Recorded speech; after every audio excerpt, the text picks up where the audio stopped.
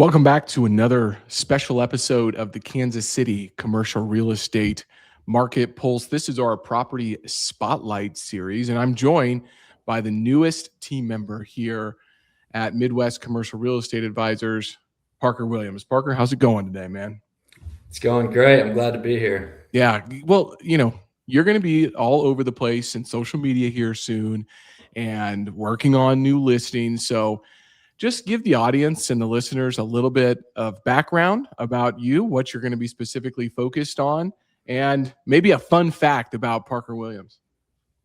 Yeah, okay. So I'm going to be focused on industrial outdoor storage. That's kind of my lucrative niche that Logan helped me figure out. So that's what I'm going to be my main focus is on. A little background on me. I am born and raised Kansas City, been here my whole life, lived down by the plaza for about 16 years, went to Rutgers High School.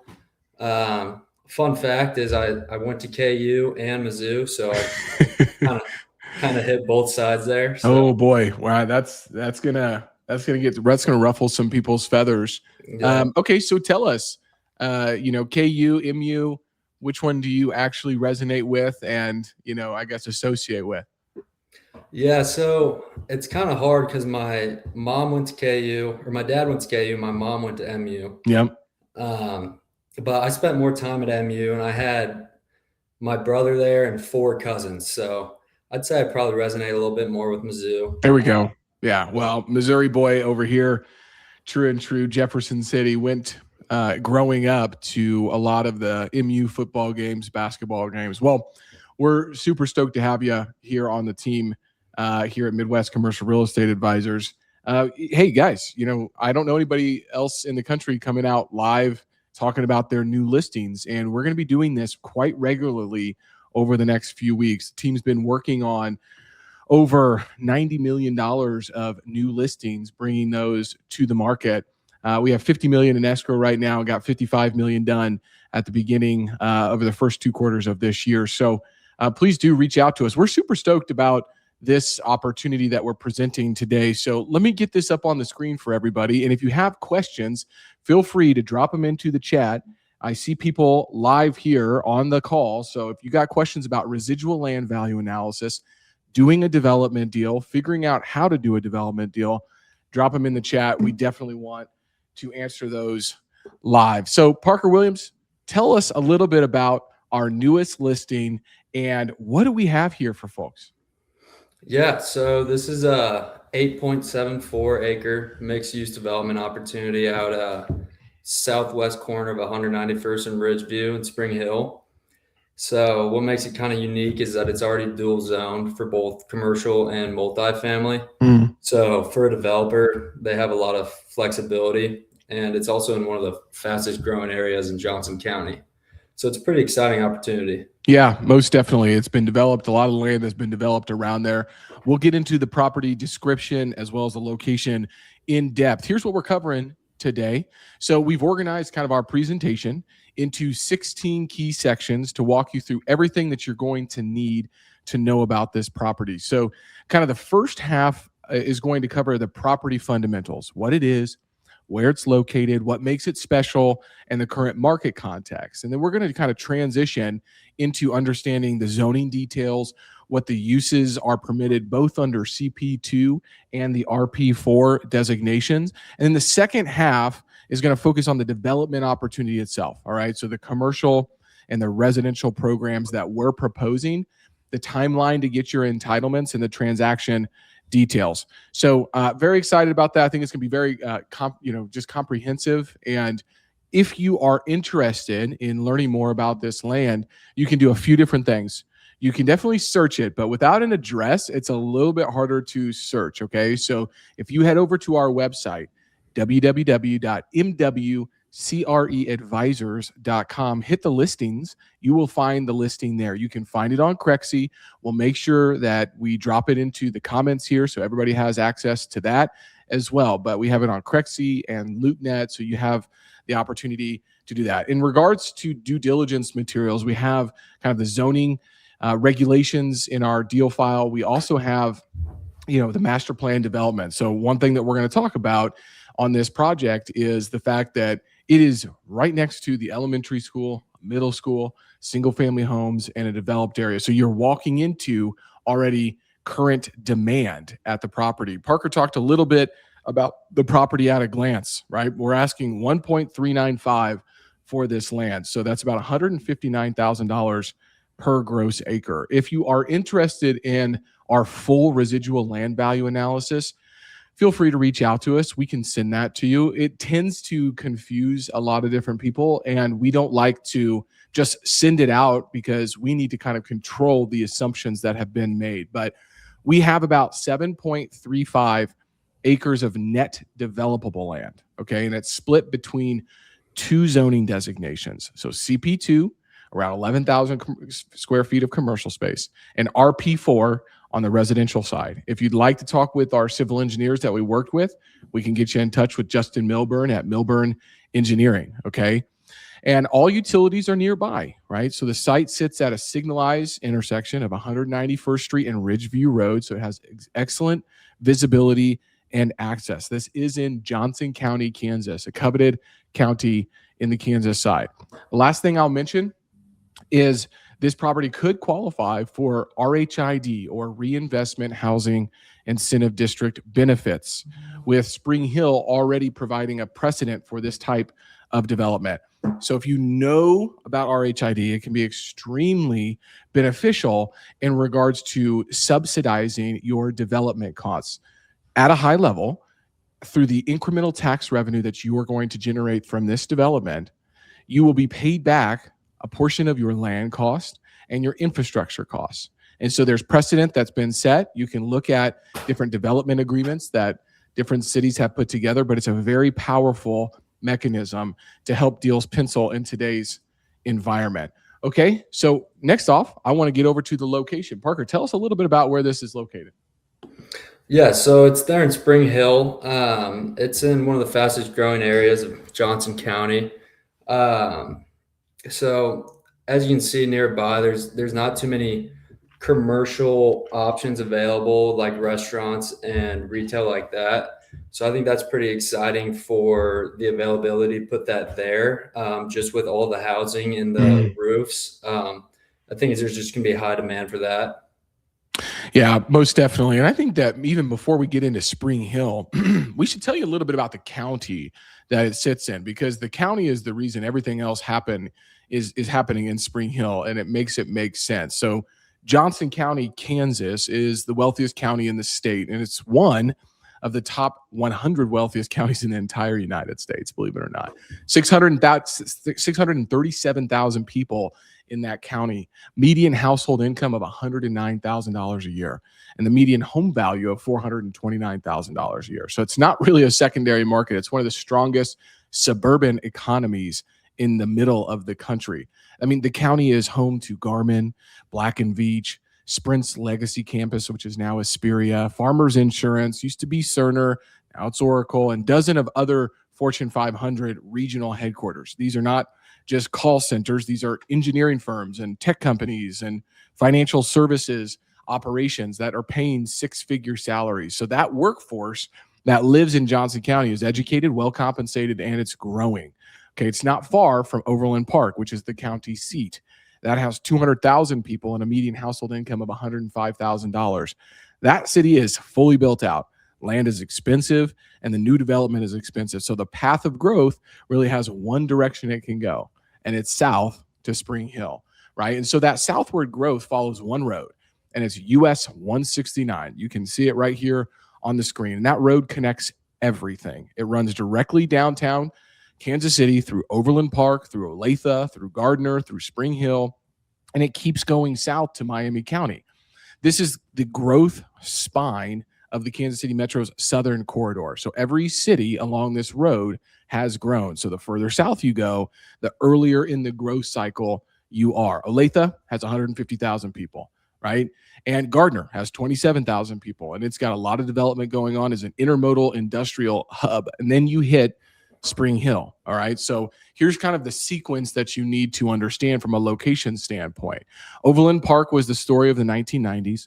Olathe was the story of the 2000s, Gardner of 2010s and currently, and then Spring Hill is the story right now. Every one of those cities followed the same pattern: affordable housing relative to the city north of it. So same school quality system, same highway access, same household income profile. And then the commercial infrastructure follows the rooftops. So that's where you've got your retail, your restaurants, your services, and your medical, right? And Spring Hill is right at the beginning of that commercial infrastructure wave. The rooftops are there. The income is there. The commercial hasn't necessarily caught up yet. So that's not really a problem. That's the opportunity here that we're talking about, okay? In 2010, Spring Hill had 5,400 people. Today, it's 11,000 people. That's a city that's doubled in 15 years. And over the last 5 years, it's grown over 35%. And, it just depending on how you're going to measure that, right? We've got some measures that say 225%, but it's got great growth. It's one of the fastest growing cities in the state of Kansas. Median household income is $112,000. Okay. So, there are a lot of different development projects active in Spring Hill's planning and zoning pipeline. You've got residential, you've got a few commercial, you've got some industrial. I mean, these are filed applications, not really rumors or conversations, right? So these are active projects in front of the Planning Commission. You've got 4 major residential communities that are moving dirt today: Fox Hollow, Garrett Ranch, Wiswell Farms, and Hidden Hills. And then adjacent to Spring Hill, you have the New Century Air Center in Gardner.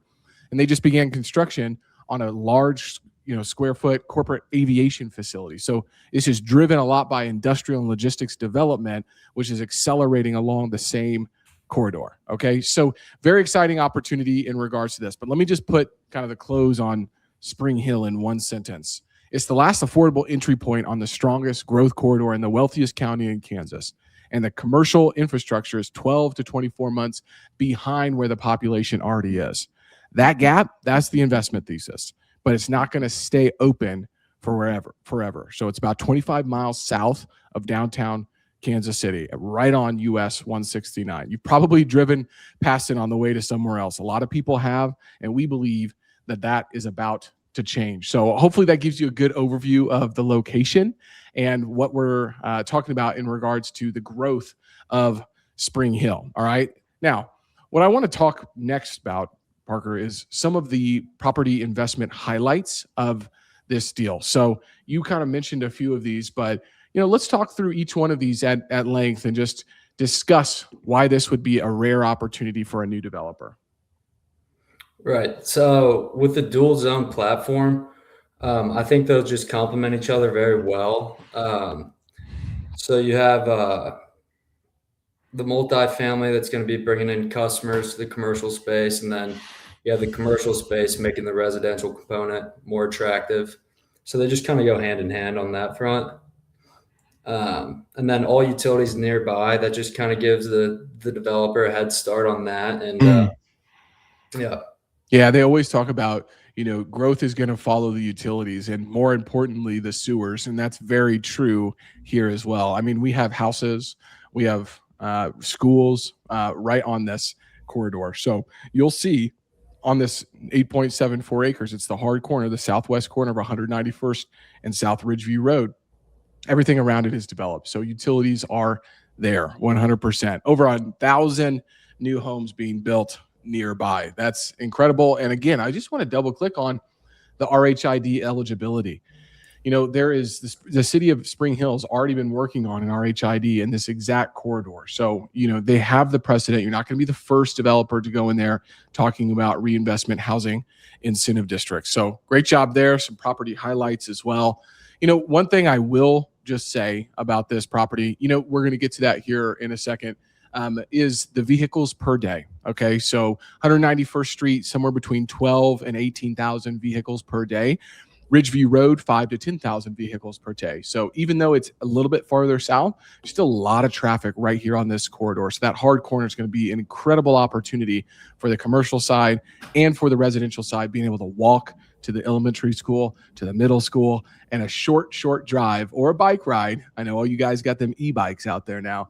A short bike drive to the high school, which is just south of here as well. I think we've done a good job kind of overviewing Spring Hill, Kansas, but you will see, the average household income of $132,000. There's 1,000 active rooftops being developed right now, and the average apartment rent's right around $1,800 right now. Okay, so let's get into the zoning and entitlements. Parker, walk us through CP2 and how many acres are there, as well as the RP4 and the zoning that is permitted. I'll, as you talk about the permitted uses, I'll move to the next slide, but walk everybody through kind of how this lays out. Right. So you have 2.73 acres of CP2, and then you have 4.62 acres of RP4. So for the CP2, it allows retail, office, restaurants, banks, medical and service businesses. And the RP4 allows higher density multifamily. Absolutely. Yeah. On the commercial side of things, what we have included in our offering memorandum and our deal file is a full list of those permitted uses. Okay. So you can, and there are conditional uses that you can get a special use permit or a conditional use permit for. So if you want to do, a car wash, for example, don't just write this off. That is a conditional use permit needed for this land here. Okay. And so we do have conceptual site plans that we're going to show here in a moment, but we have the full site plans in our deal room as well for you to evaluate. So like Parker was mentioning, here's all the CP2 permitted commercial uses, retail, restaurants, banks, medical services. You can do general office. You got personal care services, vocational school. I don't know why you would do that, but there are schools nearby. Funeral home. You can have a church, parks and rec. There's different opportunities. We've got all of the listed conditional site uses requiring that conditional use permit here as well. Now, one thing I will say on this as well, the CP2 zoning for this county, this is the highest intensity commercial designation in Spring Hill. So you're going to have the most options with CP2 as well as with the RP4, right? This is the highest density residential designation in Spring Hill, Kansas. So Parker, I know that we ran through two different types of, configurations on the multifamily side of things. Let's get to that here shortly in a second. But we want to go through just the differences between RP4 development standards versus R4. What stood out to you here, and maybe talk to the developers out there thinking about, well, if it's R4 we can't do this, or if it's RP4 we can do that. So let's talk through that. Yeah. So with RP4, it allows a 4-story 50-foot height allowance for an R4, the 2-story 35-foot. So in our drawings we have done there, it was, I think, about 35 or 95 townhomes. We were drawing up for the development there. So yeah, that's kind of the main difference between the RP4 and the R4 zoning.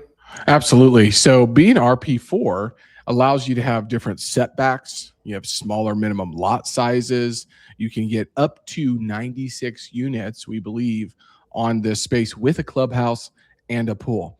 We do believe that a townhome community or a triplex community makes the most sense, probably targeting families and larger units with garages here. But if you want to do a multifamily development, higher density, you have the ability to do that. If you're a developer, you probably know the entitlement process and the timeline, but you got to get your application filed. Public notice needs to be published, on-site sign posted. You got certified letters sent, and you have your planning commission hearing, your protest period, and your governing body action. Okay, so that's how it goes in Spring Hill, Kansas. We can walk you through each one of those steps, but we did want to include that entitlement process there.